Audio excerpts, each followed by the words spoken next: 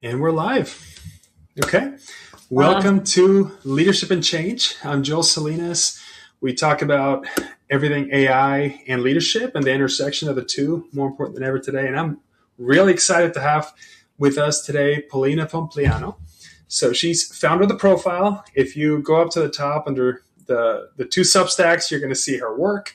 She's on Substack. She publishes deeply reported profile on really, really interesting people. You've been doing it every Sunday, I read, since 2017, which is amazing. Um, and then before that, she was at Fortune, running a daily VC newsletter. She's the author of Hidden Genius, which is a book I've read twice now. Read it once, listened once, and just really excited to discuss everything that you have to bring. So, Paulina, welcome. Thank you so much. I'm really excited to be here. And for everybody here, if you have read Hidden Genius or are familiar with Paulina's work, please just drop a heart. And if you have any questions during any of this talk, just drop it in the chat and we'll do our best to address We love them. questions, please. All of the questions. Yeah, no, we love this. We have a great chance here. So let's start right with one of the areas that I was really interested in. You profiled about hundreds of really extraordinary people. You've said your own hidden talent or hidden genius is you get to the essence of somebody fast because you really pay attention. So Let's start with a little bit of a curveball. What are you noticing about me right now? So far, we've had about 10 minutes of conversation. I think that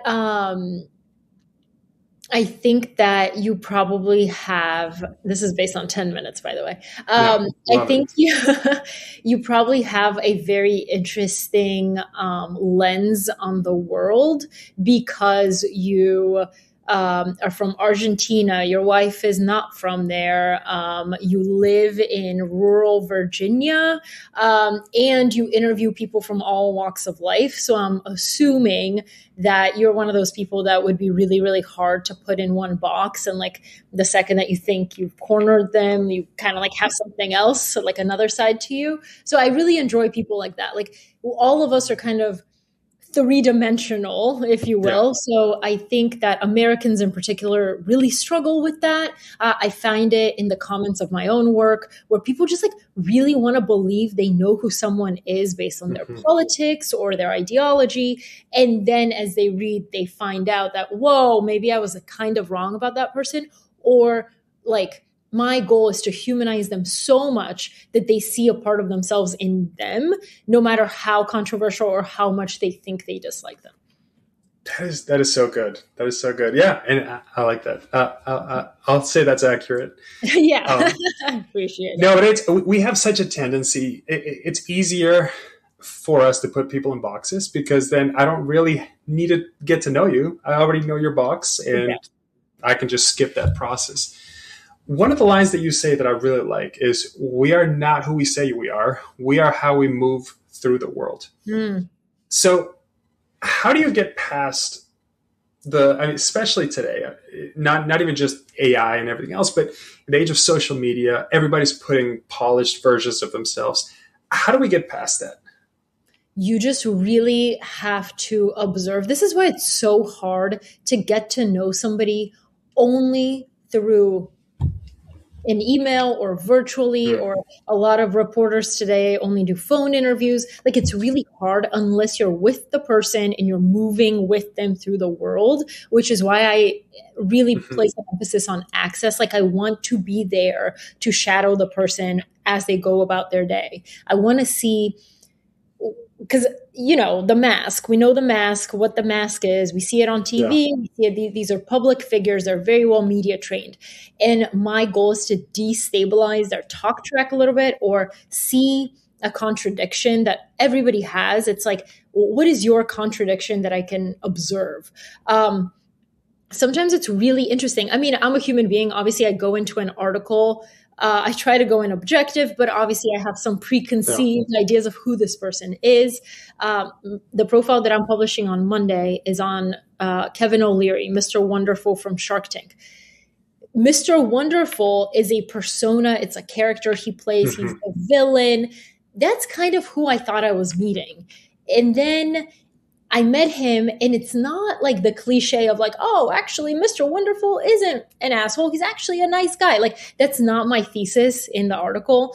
I kept having assumption after assumption get broken. It was so jarring for me because I was like, wait a second, this is not at all who I thought this was.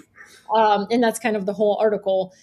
Jake and Logan Paul that I recently profiled, the way they moved through the world was interesting because Logan, for example, he did not trust me for a second. I knew it, I felt it. I got it.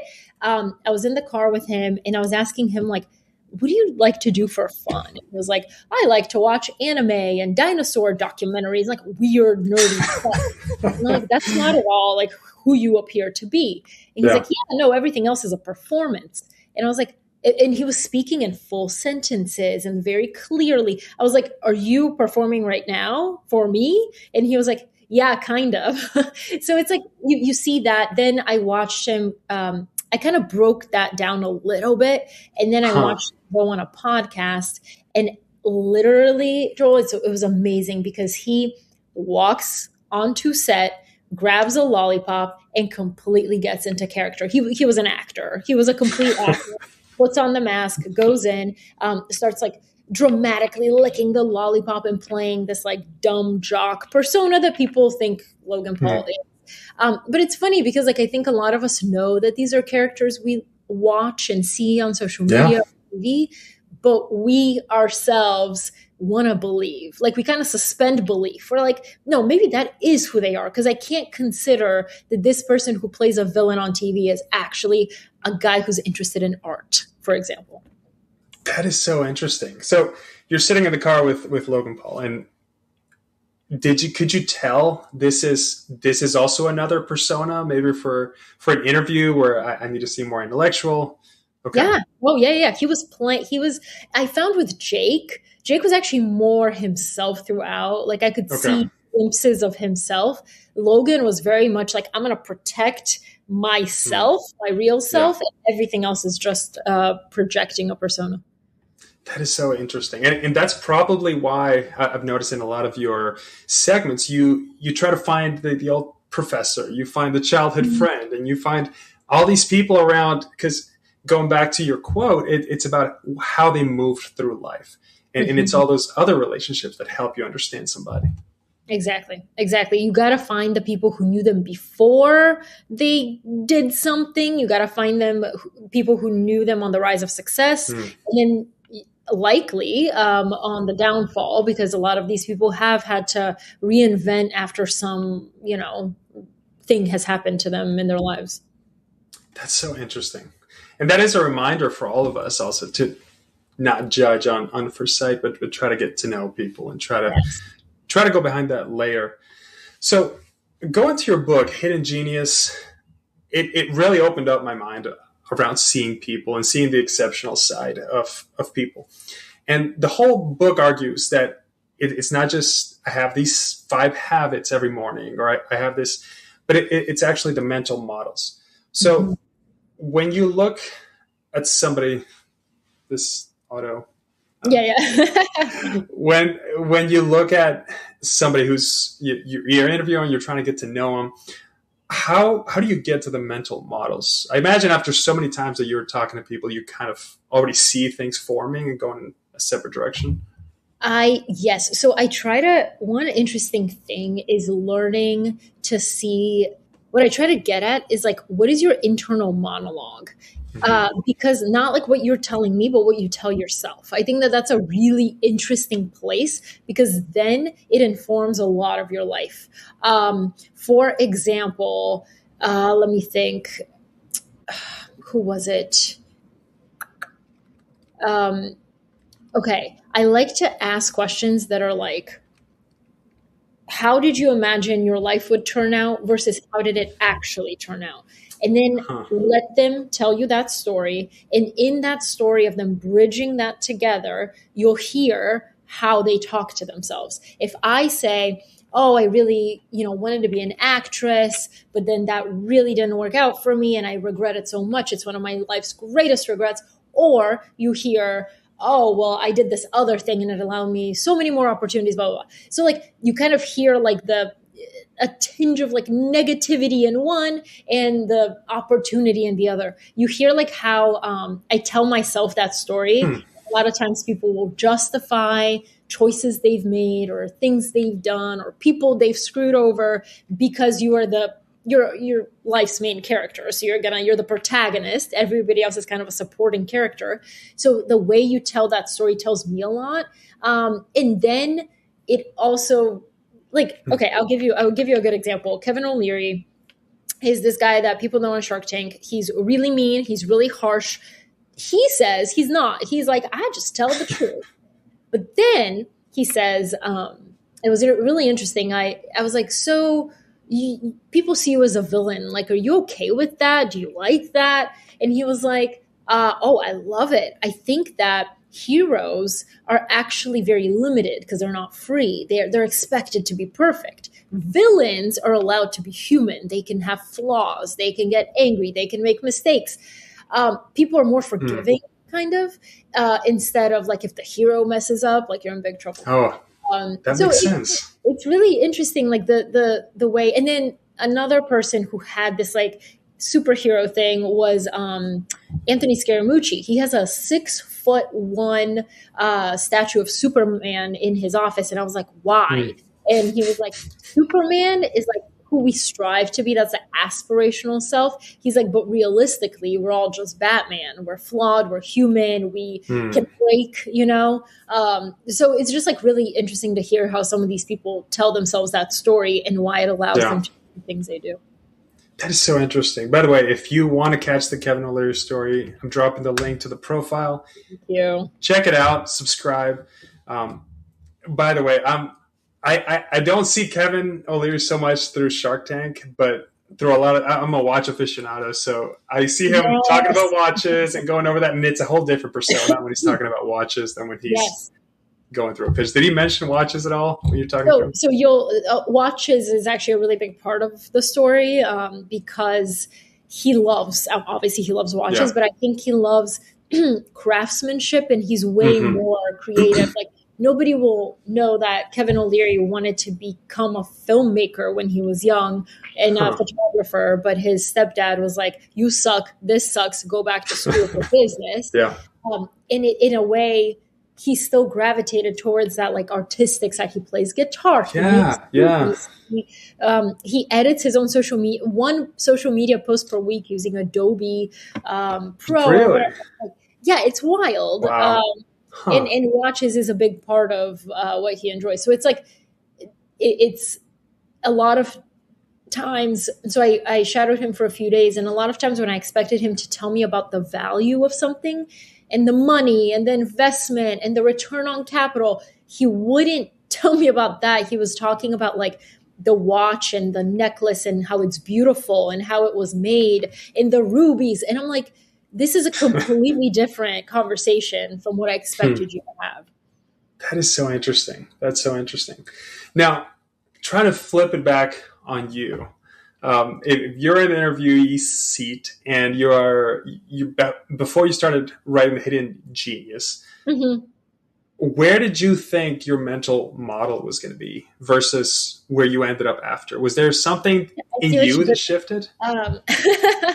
I see what you did with the gap question. No, so when I decided to write Hidden Genius, I was in no place to even have mental models. Like, I was so out of it because I had just had my first child. She was 2 months old. And I was like, what am I doing writing a book? But that's still in the mental fog stage. Yeah, it's so foggy.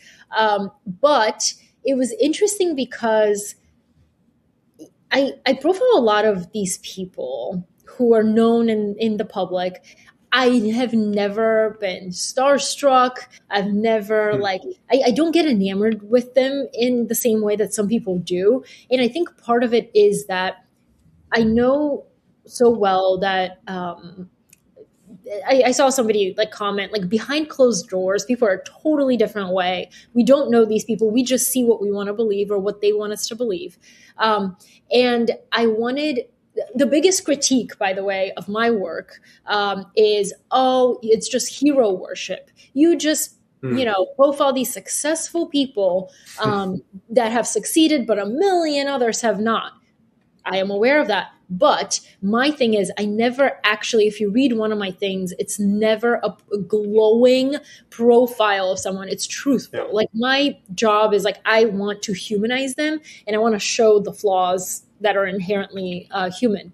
And so I think, like, in the book, what I tried to do was be very careful about not showing, like, look at how amazing this person is. But every chapter has people who have mastered their craft in one area. Like, Elon Musk may be amazing in giving me original ideas. Maybe I don't go to him for a relationship advice. Maybe, like, David Goggins is amazing at discipline, but I don't go to him for, coming up with original ideas. So it's like I took pieces of these people that I wanted to study, and I thought that we could incorporate in our own lives without hero worship. In fact, I actually over-rotate on that so much that James Cameron, the director of Titanic, he, was married, had an affair with somebody who was working on the Titanic set, told his pregnant wife, like, oh, I actually, what did he say? It's a crazy quote. He said something like, anybody can be a father, but there's only 5 people in the world who can do what I do. So I'm going to focus on that. Insanity. But with everything comes trade-offs, and you have to decide what you want to do. But, like, I think a lot of times it's helpful for me mentally in really looking at the world in the sense of, let me look at what this person achieved, but most importantly, what was the cost of their success? No, that's really interesting. You teed me up perfectly, because one of the things that you've written that I really liked is the line, "You're right that understanding who you are starts with understanding who you're not." Mm-hmm. And I feel like so many times, as I'm coaching leaders and executives, it's so common and it's that hero persona that you talked about. Yeah. When you fail, you just want to get past it as quickly as possible. You want to put it under the rug, keep going. But those tend to be some of our biggest learning opportunities. So for you, when you think about that, yes, where does that come from? That idea of understanding who you are not is easier than, like, wanting, if you want to understand who you are, it starts with understanding who you're not. I got that idea from interviewing Francis Ngannou, who's this MMA champ. He had his insane life story, but one of the parts of it is when he was little, he never really met his dad, because his dad was this, like, crazy street fighter, always, like, fighting and drinking and smoking, and just, like, not part of his life. So he said one of the first things he remembers is, like, I don't know who I want to be yet, but I know who I do not want to be, and that is my father. So he doesn't drink. Obviously he fights for a living, but that's different. But, like, he chose the things that he definitely did not want to be. And it goes to, like, Charlie Munger often says how it's easier to say, here's what I will not do to have a healthy, happy marriage, versus all the crazy, amazing, over the top things I will do. It's actually pretty simple. Like, don't cheat, be kind, like, all these things that will make you a far better partner than trying to be this aspirational, very complicated person. No, that's a really good point. I feel like a lot of us start with one of those two. I either want to follow the footsteps of X, my father, my mentor, or I just want to be the complete polar opposite of that. Exactly. It's so interesting how things shape us. And for the last section, one of the things I wanted to look at is how hidden genius applies in 2026. So we have AI coming in everywhere. I mean, you are on LinkedIn. Mm-hmm. Sometimes I just look on LinkedIn and shake my head. Have any of these humans actually read any of the posts? But they all have comments. So how have you seen that change or evolve, or has it changed at all? I always think in terms of, like, doing the thing that nobody, like, if we're going this way, if everybody's going this way, the interesting thing would be to go this way. So like, to me, is the reason that I keep writing these long form profiles that are, 5,000 words is because, I read the articles, I hear the podcasts that are like, short attention span, TikTok, 30 seconds or less, get your message out. The thing is that I think we're all going to tire of this short form content, that people will start wanting depth. And like, there's only so much you can say about somebody in 30 seconds. I do think that the thing that cuts through the noise right now is long form. And there's a reason that I want to have access to these people, because it's the most human thing you can show. If I ask AI to write this Kevin O'Leary profile, it'll write these crazy cliches. It'll be very obvious that it pulled from the internet and what it could find, but it would never be able to see, hey, here's how he like messed up his speech or accidentally said something else in whatever, or didn't shake somebody's hand or whatever. Like all these things that only a human can notice. I think we should be focusing on the human things. I think I was just talking to my husband about like, maybe vlogs are a thing that will come back, because AI can even create like a voice, like podcast. You know what I mean? Yeah. Being a human move through the world is, again, another very, very human thing. That's really good. And something within what you said is, you said every human can notice that. And most humans probably have the ability to notice it, but it's the fact that you've honed in your craft for so many years that you are able to notice those things. And it also speaks to, even in the age of AI, as humans, we still need to hone in our expertise to be able to do these things. Yeah. So how does AI come into your setup? Does it come in at all? Okay, so I'm not a person who's like, don't use AI. AI is bad. I like AI. This is a totally separate story, but it kind of like, I got misdiagnosed when I was pregnant with twins, and AI like kind of saved their lives. So I am a big proponent of AI, but I think that the reason that I try not to use it for my work is because when I write, I think. Like, that's how I think. So if I just offload everything to AI, then I'm not thinking at all. Like, it's thinking for me. And I think that's really dangerous for a lot of people, especially like for myself. I need to be able to know what I think is how I write. Like, So I do like, for example, I wrote this thing still on paper. No, but I wrote this article, and then like for certain sections, I'll take a paragraph and be like, does this sound awkward? Or I'll be like, I'll feed it my draft and say, what are any blind spots you see? Is there anything I'm forgetting? Is there anything I'm missing? Like, I just want it as like a brainstorming partner. I don't want it to do the writing for me, because to me, the writing is the fun part. Yeah. No, I love that. And that's a really good reminder.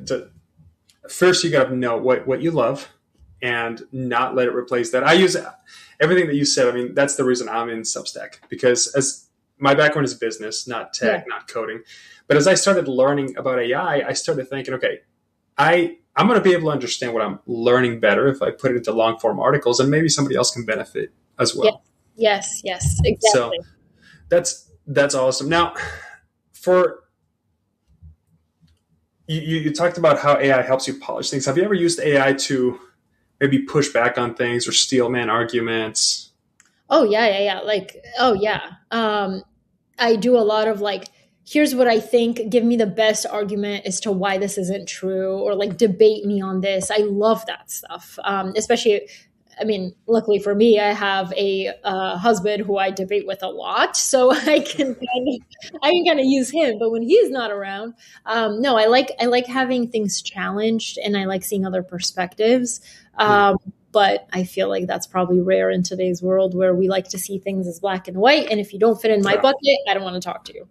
Yeah, no, we see people like that. We see AI like that. You either love it and hate humanity, or love humanity. There's no nuance. Yeah, no, I love that. And that's something that I've loved about your pieces. So I'm really looking forward to reading this Kevin O'Leary piece. I posted the link in chat, but Thank you so much. subscribe to the profile if you want to check out that piece. One question to finish off. One of the things you've said is about reinvention and just the importance of reinvention today. So that can mean so many things. What in your book does reinvention mean, and how does it apply today? Okay. So there's a very few people whose lives or careers are just steadily go up like this. Very, very few. I don't know any. But I think that to me, the most interesting stories are the people who like went like this, then this, then this, and then rebuilt again. With lessons learned from when they failed spectacularly. One person like this that I would love to profile is Martha Stewart.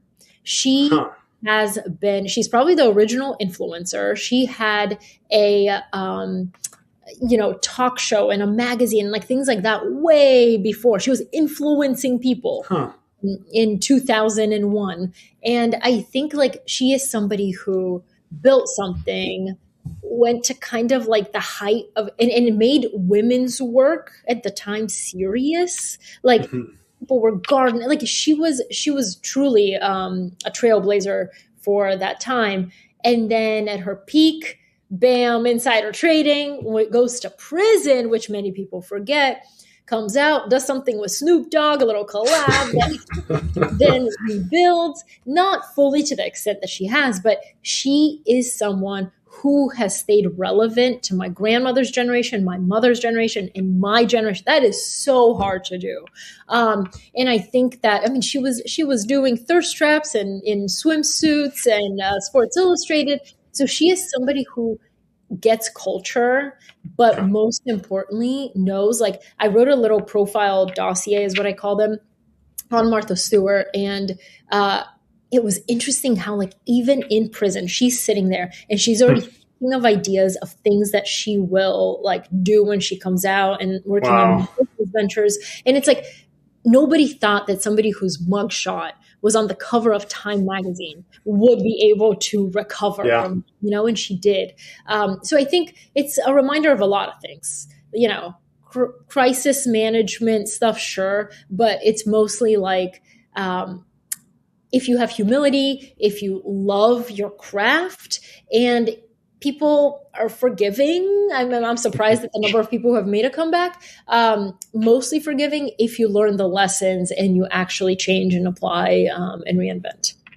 Yeah, that's the key. I feel like we all fail, but whoever's able to reinvent themselves after that fall and learn from it.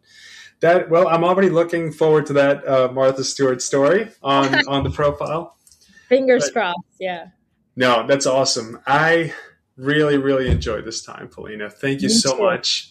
For everybody who's watching, who's listening, who's going to be watching this afterwards, check out the profile on Substack. You can follow Polina on LinkedIn. I do not put AI on LinkedIn. Here, baby. I'm starting to sign a lot of my stuff written by a human because you just never know. But no, thank you so much for your time. I really appreciate it. And thank you, everyone. Have a good evening. Thank you, guys. Thank you, Joel. I really appreciate it. Bye.